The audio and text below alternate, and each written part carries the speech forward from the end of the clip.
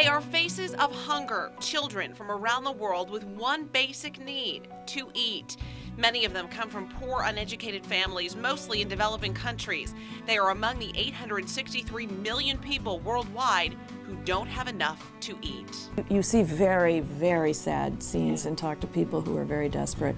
Syracuse University professor Catherine Bertini has a unique perspective on the problem of hunger. This is in Somalia with a bunch of children. This is 1992. From North Korea to Africa, Afghanistan, and more, she's worked under several presidents and spent a decade as the executive director of the United Nations World Food Program. But the work is far from over. We still have to do much more because it's unconscionable that we do have hungry people in a country as wealthy as the United States of America. This week, lawmakers in Washington took steps to help the hungry. In a bipartisan agreement, they passed the Farm Bill, creating stricter eligibility requirements, but providing more to food banks to help those who need it the most. But there are still many hungry mouths to feed. At the Jamesville Food Pantry, volunteers constantly stock the shelves to help the 60 families a month who rely on them. It's food these families might otherwise not have. At the Boys and Girls Club of Syracuse, they're filling hungry bellies too.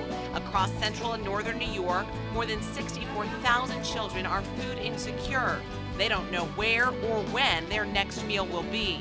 9% are in the first few years of life, a critical time for them to get the nourishment they need. That time is when their mind is developing, their bodies are developing, and it can't be, there's no redo.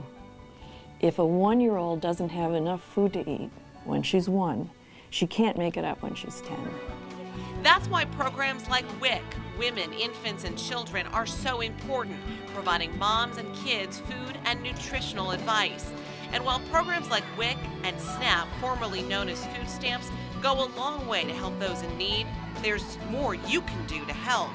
Consider donating to the Food Bank of Central New York or a local food pantry. Volunteer to help feed the hungry through your local church, synagogue, or mosque. And write your member of Congress, urging them to support programs to help the hungry.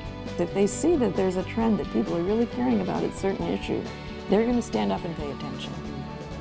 For now, it's partnerships between the Boys and Girls Club and the Food Bank of Central New York that are helping to take a bite out of hunger, standing up for those who need a voice so they can live with dignity.